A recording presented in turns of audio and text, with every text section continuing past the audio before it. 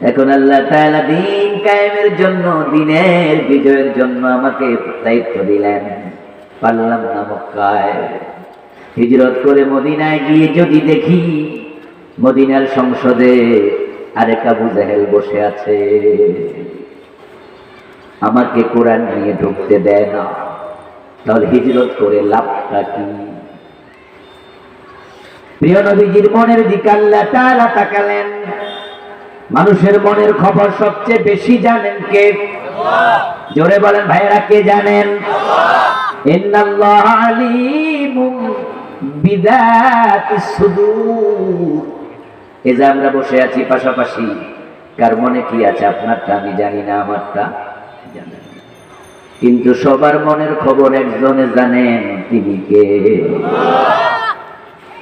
আল্লাহ তাআলা প্রিয় নবীর মনের দিকে তাকালেন। আমার নবী দিন বিজয়ের জন্য পাগল পারা।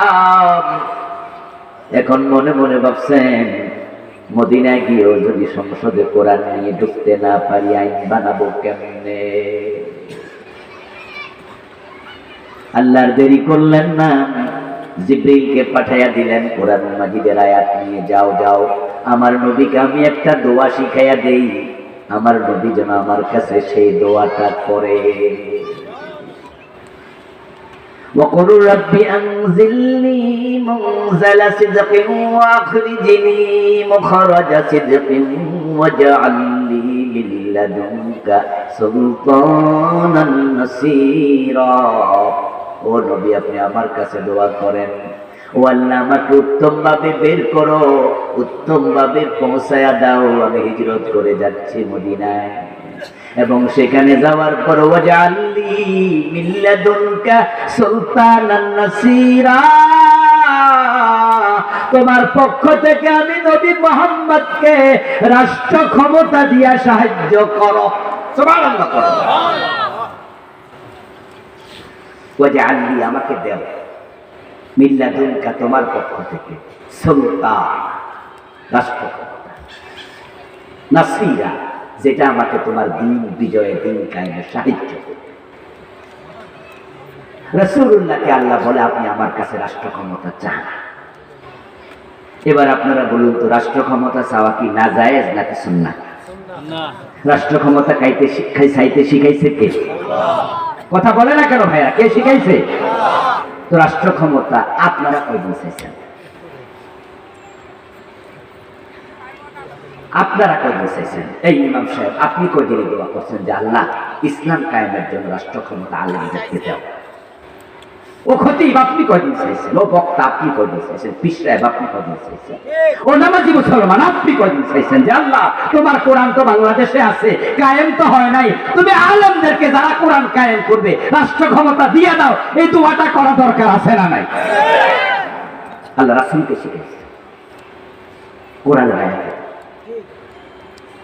আপনি তো জানেন নাই, অনেকে আছে জীবনও জানে নাই, জালেমদেরকে আল্লাহ ক্ষমতা দাও, ইসলাম ওনাদেরকে দাও। নবী তো আর আসবে না, নবীর উত্তরসূরিরা জমিনে আছে না নাই? যারা ক্ষমতায় গেলে কোরআনের আলোকে সূরার হাত কাটবে, আল্লাহ তাদেরকে ক্ষমতা দাও।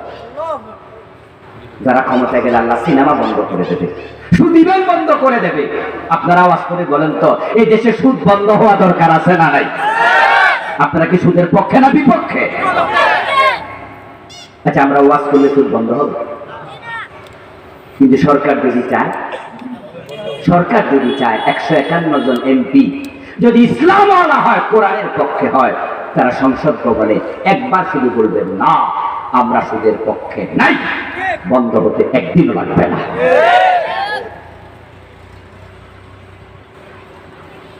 যে সুদ বাংলাদেশের লোকদেরকে জাহান্নামের অতল গহ্বরে ফেলে দিচ্ছে। لعن رسول الله صلى الله عليه وسلم آكل الربا وموكله وشاهديه وكاتبه وقال هم سواء। আমার রাসূল লানত করেছেন যে সুদ খায়, যে সুদ দেয়, যে সুদ লিখে এবং যে সুদের সাক্ষী থাকে। যে সুদ খায় তার উপর লানত, যে সুদ দেয় তার উপর লানত, যে সুদী ব্যাংকে চাকরি করে লেখালেখি করে তার উপর লানত, যারা সুদী সাক্ষী হয় তাদের উপর লানত, সবগুলো গুনাহের সমান। গুনাহটা কি? ৭৩টা গুনাহ। সবচেয়ে ছোটটা হলো নিজের মায়ের সাথে জিনা।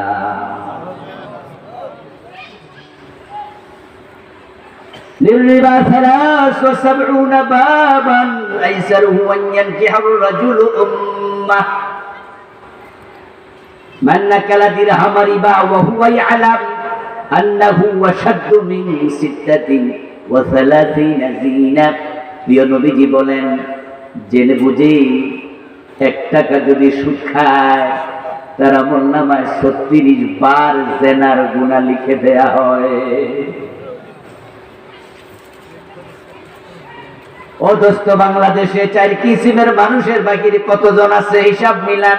কেউ খায়, কেউ দেয়, কেউ লিখে, কেউ সাক্ষী থাকে। বাজারে যে দোকানদার আছে না, ব্যবসায়ী আছে, খবর নেন 100 জনের মাঝে 95 জন সুদে টাকাই না ব্যবসা করে। এই যে সিএনজি গুড়া রাস্তায় চলে, খবর নেন ব্যাংক থেকে সুদে লোন আইনা সিএনজি কিনে চালাচ্ছে। ও দোস্ত, সুদের সাথে জড়িয়ে গেছে দেশের 80 থেকে 95% মানুষ। জাহান্নামে পাঠাচ্ছে, সুদ খাইয়া খাইয়া যাচ্ছে। আর এই সুদের পক্ষে আপনি? না না, আমি পক্ষে না, আমি বিপক্ষে। তো বিপক্ষ হলে সুদ বন্ধ করার জন্য কোরআন বিজয়ের কাজ করা দরকার আছে না নাই?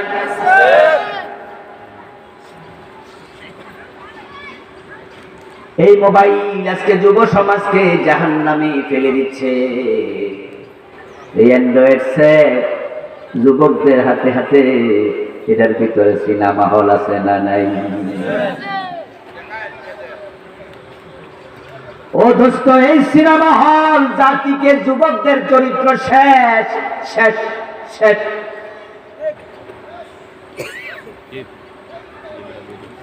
যে দৃশ্য আমরা বিয়ের আগে দেখি নাই, কল্পনা করি নাই,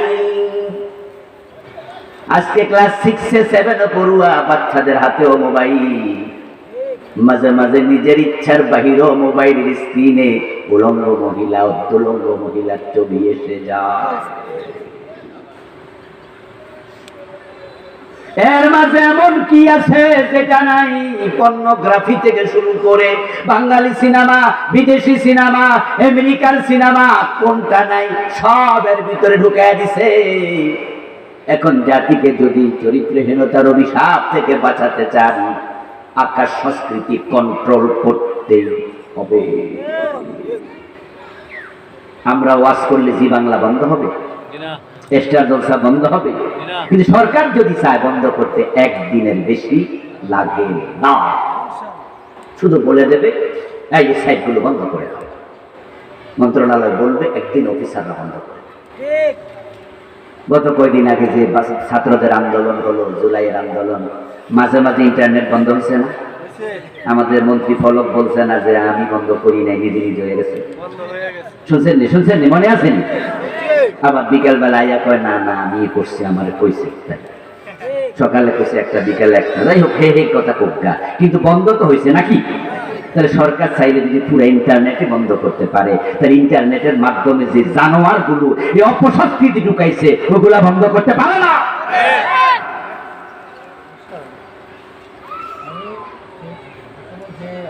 প্রিয় নবীজি সাল্লাল্লাহু আলাইহি ওয়াসাল্লাম দোয়া করলেন, আল্লাহ রাষ্ট্র ক্ষমতা দাও।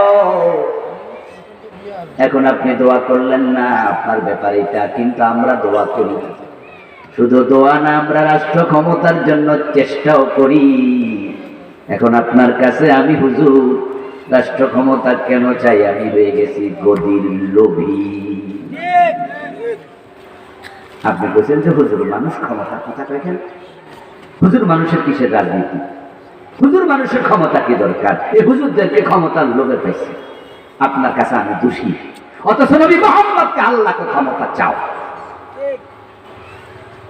এরপর একটা কথা শোনেন তো, আপনারাও বলবেন, আপনারা তো কিছু জানেন। রাসূল যখন মদিনায় গেলেন, দোয়াটা কি কবুল হয় নাই? কথা কয় না কেন আমার ভাইয়া? দোয়া কবুল হয়েছে কিনা? মদিনার প্রেসিডেন্ট হয়েছে কিনা?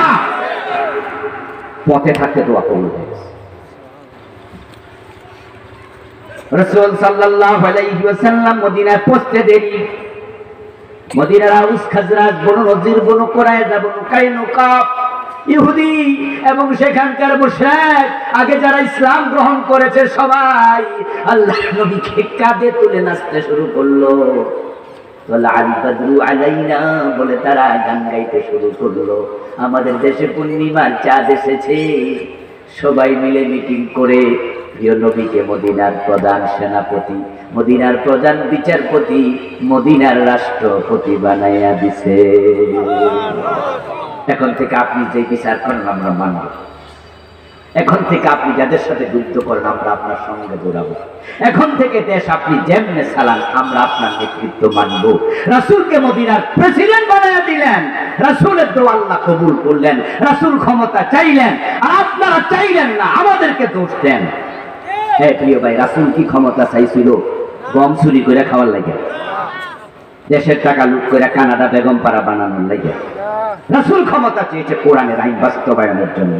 আমরা যারা কোরআনের আইনের পক্ষের লোক, আমরা পেটের জন্য কথা বলি না, আমরা পকেট মোটা করতে রাজনীতি বলি না, আমরা দলের পক্ষে কথা বলি না, আমরা দল নয়, মত নয়, আমরা ব্যক্তি নয়, আমরা আল্লাহর কোরআনকে ক্ষমতায় নিতে কথা বলি। আল্লাহর কোরআন যদি ক্ষমতায় না যায় ইসলাম কায়েম হবে কি? কারণ শরীয়তে যত ফৌজদারি বিধান আছে সবগুলো তো ক্ষমতার সাথে জড়িত, এগুলো তো মুখের সাথে জড়িত। এখন আমাদের দেশের অসংখ্য আলেম ওলামা, পীর বুজুর্গ, তারা ক্ষমতার কথা কেন বলে না? এবার আসুন মূল পয়েন্টে।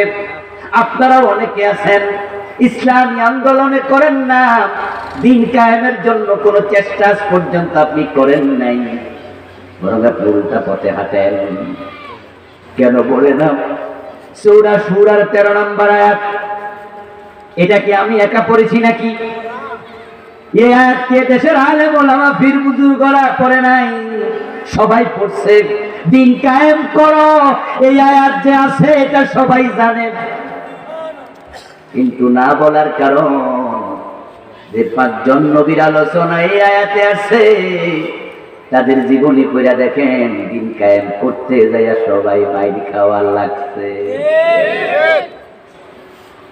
এখন যদি এই ওয়াজ করি মাইর খাওয়ার সম্ভাবনা আমারও আছে। এই গত 15 বছরে পুলিশ আমার মোট 3 বার ধরছে। যদি আমার জেল পর্যন্ত নেয় দেয়, 3 বারই ধরছে, ঘুরাইছে। আপনাদের কিশোরগঞ্জ তো একবার ধরছে। কিশোরগঞ্জে কটিয়াদি ধরলো, কটিয়াদি ধরে কিশোরগঞ্জ সদর থানায় আনলো। সদর থানায় 1 থেকে 1.5 ঘন্টা বসায় রাখলো। তারপর এখান থেকে পাকন্দিয়া থানায় নিল। তারপর সেখান থেকে ঘুরাইয়া কটিয়াদি নিয়া গভীর রাতে আমাকে মোসলেকা রাইখা তারপরে শেষছে। ওসিরে জিজ্ঞেস করছিলাম, ওসি সাহেব আমার বাড়ি হলো ঢাকা, থাকি কুমিল্লায়, থাকি ঢাকায়, তো আপনার ইয়ান আইসে ওয়াজ করতে, অপরাধ ডাকি? আপনি যে ওয়াজ করেন আমরা বুঝি না। আচ্ছা আমি কি এখানের ভোটার? কথা কন না ভাইয়েরা, আমি কিশোরগঞ্জে ভোটার। অপরাধ কি? আপনি কি ওয়াজ করেন আমরা বুঝি। ওইসব ওয়াজ ছাড়তে পারেন না? আরে ভাই, তা আমি বললাম যে আমার ওয়াজের সমস্যাটা কি? তো সরকার বিরোধী হয়। বললাম যে কোন কোন কথাটা সরকার বিরোধী দয়া করে আমার দেখান। যদি সরকার বিরোধী হয় আপনি অ্যারেস্ট করে আমার জেলে দেবেন, আমার আপত্তি নাই। তখন উনি কই, এগুলা কি আমরা নোট করে রাখি নাকি? শুনছি এমপি সাহেব, সৌরভ সাহেব এমপি ছিল তখন, এমপি সৌরভ সাহেব বলছে আপনি সরকার বিরোধী ওয়াজ করেন, এই জন্য আপনারা ধরতে। তো শেষ পর্যন্ত উনি আমারে বলে যে ঠিক আছে আজকের মতো যান, ছাইড়া দিলাম, জান। আমার দোস্ত, কোরআনের কথা বললে নবী মুহাম্মদ মার খায়। দিন কায়েমের কথা বলে নবী ইব্রাহিম কোরআন, আপনার দিন কায়েমের কথা বলে আগুনে পড়ে। ওনাকে দেশ ছাড়তে তারা বাধ্য করেছে। এক পর্যায়ে তিনি সেই ওনার জন্মস্থান ইরাক থেকে সিরিয়ার দিকে হিজরত করে চলে গেছেন। নিজের স্ত্রীকে সাথে নিয়ে মিশরে যাওয়ার পথে ইসমাইলের মা হযরত সারাকে, হযরত হাজেরাকে বিয়ে করছে হিজরতের পথে। দেশে থাকতে দেয় না নবী ইব্রাহিমকে। নবী মুসার দিকে তাকান, উনিও কিন্তু মিশরে থাকতে পারেন না, ফিলিস্তিনে হিজরত করছে। নবী নূহের দিকে তাকান, মাই খাইতে খাইতে নূহ আলাইহিস সালাম কাঁদতে কাঁদতে মূল নামটা নূহতে পরিণত হয়েছে, নাম ছিল আব্দুল গফফার।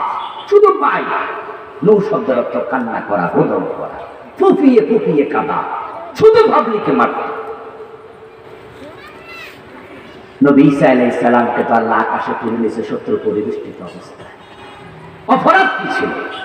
নবী মুহাম্মদের দাঁত ভেঙে ফেলেছে, 3টা বছর জেলে আটকায় রাখছে, হিজরত করতে বাধ্য করেছে। মক্কায় থাকলে বলছে কেটে টুকরা টুকরো করে ফেলা হবে, এবং ঘরের চারপাশে তলোয়ার দিয়ে যুবকদের দাঁড় করাই দিয়েছে হিজরতের রাতে, ঠিক না? যে কোপাইয়া একসাথে কোপাইয়া শেষ করে ফেলব। একজন মানুষকে মারতে কয়টা তলোয়ার লাগে, কয়টা কোপ লাগে? কিন্তু সেই রাতে তারা মক্কার বড় বড় গোত্র থেকে শক্তিশালী যুবকদেরকে বাছাই করে ঘরের চারপাশে দাঁড় করাইছিল, সবাই হাতে তলোয়ার। এমন ভাবে কোপাইবা, কে কোপাইছে যেন বুঝতেও না পারে। কি অপরাধ আমার রাসূল? অপরাধ শুধু একটা, দিন কায়েম যদি হয় তাহলে আবু জেহেলদের ক্ষমতা থাকবে না। এই জন্য আবু জেহেলের বাহিনী বলছে মেরে ফেলো। এখন বাংলাদেশের দিকে তাকান, যারা নামাজের ওয়াজ করে, রোজার ওয়াজ করে, হজের ওয়াজ করে, যাকাতের ওয়াজ করে, আপনি তাকায়া দেখেন তাদের কারো বিরুদ্ধে মামলা হয় না, জেলে যাওয়া লাগে না, আরামে থাকে। আর যারা দিন কায়েমের ওয়াজ করে, এমন আলেমরা ডজন ডজন মামলা লইয়া, কোরআনের কর্মীরা নিজের ঘর বাড়িতেও গত 15 বছর ঘুমাতে অনেকেই পারে নাই। 50টা মামলা, 100টা মামলা দিছে, এমন কোরআনের কর্মীও আছে। খবর নেন না এলাকা, ও কি দোকানে বাকি খাইয়া টাকা মাইরা দিছে? লোকটা কেমন? বলছে না না, লোক খারাপ না। ও কি মানুষের কাছে সাদা চায়, সাদাবাজ? না না না, তার বাস্তব প্রমাণ তো আপনারা এখনো পাচ্ছেন, আজকের এই দিনে পাচ্ছেন। দেশ যখন অগাস্টের 5 তারিখে স্বাধীন হলো নতুন করে, 5 তারিখ থেকে আজকের এই দিন পর্যন্ত 5 মাস তো হয়ে গেল প্রায়। আজকে কয় তারিখ? 4 তারিখ, কালকে 5 মাস হয়ে যাবে নাকি? এই 5 মাসে বাংলাদেশে কোন কোরআনওয়ালা কারো কাছে চাঁদা চাইছে না? ইসলামের পক্ষের লোকেরা চাঁদাবাজি করে না, তারা চাঁদা চায় না। কিন্তু বাংলাদেশে চাঁদাবাজি কি বন্ধ আছে না চলতেছে? কারা করতেছে? আরেক দল। মানে আগে করছে এক দল, ওরা ফলানোর পরে ট্রান্সফার হয়ে আইছে আরেক দল। কিন্তু ইসলামওয়ালা, কোরআনওয়ালা কেউ চাঁদা চায় না, এটা হতে পারে না, কারণ তারা আল্লাহকে ভয় করে। আমার প্রিয় ভাইয়েরা, যে 5 জন নবীর আলোচনা আসলো, 5 জন মাইর খাওয়া নবী। এখন আপনি ভাবতেছেন যদি নামাজ রোজার ওয়াজ করি, হজ যাকাতের কথা বলি, ইমামতি যাবে না, পিরালিন ছুটবে না, মুরিদ কমবে না, মাহফিল 144 জারি হবে না। কিন্তু দিন কায়েমের কথা বললে তো বিপদ, মামলা হামলা হয়, এত ঝুঁকি কে নেয়? তাই অনেক আলেম ওলামাও দিন কায়েমের পক্ষে কথা বলে না। এই যে দিন কায়েমের পক্ষে আপনি কথা না বলে চুপ আছেন, আপনি নবীর রেখে যাওয়া দায়িত্ব পালন অবহেলা করছেন। রাসূলের জীবনের সাথে আপনার মিল নাই। আর নবীকে আদর্শ মানলে অবশ্যই দিন কায়েমের কথা বলতে। রাসূল দিন কায়েম করে গিয়েছেন। তিনি বলেছেন আল ইসলাম ইয়া'লু ওয়া লা ইউ'লা। ইসলাম বিজয়ী হতে এসেছে, পরাজিত হতে নয়। প্রিয় নবীজি ইসলামকে বিজয়ী করে গেছে। আপনাদের কাছে আমি একটু জানবো, যারাই বলছেন তারা একটু জবাব দিয়েন তো, 53 বছরের বাংলাদেশে ইসলাম কি বিজয়ী না পরাজিত? যারা চুপ আছেন তারা বলেন ইসলাম কি বিজয়ী অবস্থায় আছে? তো ইসলাম দিয়ে দেশ চলছে তো না? চলছে। তাহলে ইসলাম কি বিজয়ী না পরাজিত? তো এটাকে বিজয়ী করার দায়িত্ব কার? আপনারা 92% মুসলমান। এবার বলুন তো, সমাজ যদি কোরআনের আইন আসে, ইসলাম বিজয়ী হয়, মুসলমানদের জন্য লস না লাভ? লাভের অভাব নাই, লাভের অভাব নাই। ও প্রিয় ভাইরা, দুনিয়ায় আসবে শান্তি, আখিরাতে আসবে মুক্তি। এই দেশে যদি শুধুমাত্র আল্লাহর আইনে চোরের হাত কাটার আইনটা চালু করা যায়, গত 15 বছর যারা দেশের টাকা চুরি করে বিদেশে পাচার করছে, ওদেরকে ধরে ধরে হাত কাটা শুরু করা যায়। 100, 200, 500 বড় বড় দেশদ্রোহী চোরদের হাত কাটা যায়। আগামী 50 বছরে নেতারা ভয়ে আর চুরি করবে না। দেশটা সোনার বাংলা হতে 2 যোগ লাগবে। আমাদের দেশের মতো নেয়ামত প্রাপ্ত দেশ পৃথিবীতে কম আছে। প্রাকৃতিক সম্পদ আমাদের দেশে খনিজ পদার্থ নাই, কিন্তু প্রাকৃতিক সম্পদের অভাব নাই। আপনারা এখানে অনেকে আছেন মালয়েশিয়া গেছেন। মালয়েশিয়া এবং বাংলাদেশের আবহাওয়া প্রায় একরকম এবং খনিজ পদার্থের অবস্থা প্রায় সমান। ওদেরও খনিজ পদার্থ খুব একটা নাই, আমাদেরও খুব একটা নাই। সামান্য কিছু গ্যাস আছে আর সামান্য তেল, যত সামান্য তেল। আমাদেরও খনিজ পদার্থ নাই, মালয়েশিয়ারও নাই। কিন্তু মালয়েশিয়া আমাদের মাত্র 10 থেকে 12 বছর আগে স্বাধীন হইয়া তারা মাহাথির মোহাম্মদের নেতৃত্বে এমন আগাইছে। আমি আজ থেকে 12-14 বছর আগে গিয়েছিলাম মালয়েশিয়া। টুইন টাওয়ার দেখে মাথা ঘুরাইয়া উঠছে, কত উঁচু ভবন বানাইছে। 50 তলা ভবন যে কুয়ালালামপুরে 100 আছে আল্লাহ জানে, বলে শেষ করতে পারবেন না। রাস্তাঘাট দেখলে অবাক হবেন, কোথায় গিয়েছে মালয়েশিয়া উন্নতির চরম শিখরে। আর পুরা বাংলাদেশে একটা 50 তলা বিল্ডিং আজ পর্যন্ত আমরা বানাতে পারি নাই। তারা আগাইছে কেন? কারণ সৎ নেতৃত্ব, মাহাথির সৎ মানুষ। কিন্তু আমাদের প্রবলেম হলো আমরা এমন নেতা পাইছি নিজেরা দেশের টাকা চুরি করে বিদেশ পাঠিয়ে দেয়। আমাদের নেত্রী বলেছিলেন তার বাড়ির পিয়ন কত কোটি টাকার মালিক? 400 কোটি টাকা। এস আলম গ্রুপ একা ইসলামী ব্যাংকের 18টা শাখা থেকে টাকা পাচার করছে 80,000 কোটি। দেশের টাকা যারা বিদেশ পাঠিয়ে দেয়, এ দেশ উন্নত হবে কেমন? আমার প্রিয় ভাইয়েরা, শান্তি আসবে, দেরি হবে না আসতে। যাকাত ভিত্তিক অর্থ ব্যবস্থা চালু হবে। যখন ইসলাম বিজয় হবে, দিন কায়েম হবে, গরিব মানুষগুলা ধনী হতে বেশি দিন লাগবে না। প্রিয় নবী ক্ষমতায় ছিলেন মাত্র 10 বছর, আবু বকর 2 বছর 4 মাসের মতো। তারপরে আসলেন ওমর। ওমরের জামানায় জাকাত বিভাগের কর্মচারী জাকাতের টাকা কাঁধে নিয়ে ঘুরত, জাকাত খাওয়ার মতো লোক আর ছিল না। মারামারি, ডাকাতি, চুরি, চিন্তায় কিচ্ছু নাই, শান্তি আর শান্তি। অর্ধ দুনিয়ার সম্রাট ওমর গাছতলায় ঘুমায়া থাকতো, বডিগার্ডের প্রয়োজন ছিল না। ঘরের দরজা খুলে মানুষ ঘুমাবে, চুরি নাই। কেন মানুষ চুরি করবে? অভাব তো নাই। হযরত আলী রাদিয়াল্লাহু তাআলা একটি কথা, তোমরা চোর ধরে হাত কাটার কথা শুনে ভয় পেও না। হাত তো কাটবে সেই চোরের যেই চোর অভ্যাসগত কারণে চুরি করে। যে অভাবের কারণে চুরি করে তার হাত কাটা হবে না। হযরত আলীর বক্তব্য হচ্ছে, রুটির অভাবে যদি চুরি করে তাহলে চোরের হাত না কেটে রাষ্ট্রপ্রধানের হাত কেটে দিতে হবে। যে সরকার তার লোকেদের পেটে রুটি দিতে পারে না, অভাব গোছাতে পারে না, সে কিসের সরকার?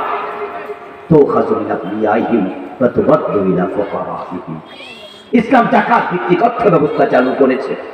রাষ্ট্রপ্রধানের দ্বিতীয় দায়িত্ব আপনার আকামুস সালাহ ওয়া আতাউজ যাকাত, চারটার মাঝে দ্বিতীয়টাই হচ্ছে যাকাত। যাকাত যখন দরিদ্রের থেকে তোলা হবে, গরিবের মাঝে দেয়া হবে, পরিকল্পিতভাবে যদি যাকাত খরচ করা হয় তাহলে দারিদ্র দূর হতে বেশি দিন লাগবে না, দুনিয়ায় শান্তি আসবে। আর যদি আমরা দিন কায়েম করি, ইসলাম মানা সহজ, আখিরাতে মুক্তি আসবে। এই তো বনি ইসরাইলের সকল নবীকে আল্লাহ নেতা বানিয়েছেন। হযরত সুলাইমান ছিল নেতা, হযরত দাউদ ছিল নেতা। আপনারা নাম শুনেছেন জালুতের, তালুতকে হত্যা করেছেন, তিনিও ছিলেন নেতা। নবী মুহাম্মদ সাল্লাল্লাহু আলাইহি ওয়াসাল্লাম নেতা। আল্লাহ অতীতে অসংখ্য নবীকে নেতৃত্বের জায়গায় বসিয়েছেন। ইসলাম শাসন করতে এসেছে, শাসিত হতে আসেনি। এই জন্য আসুন আমরা কোরআনের দিকে এগিয়ে যাই।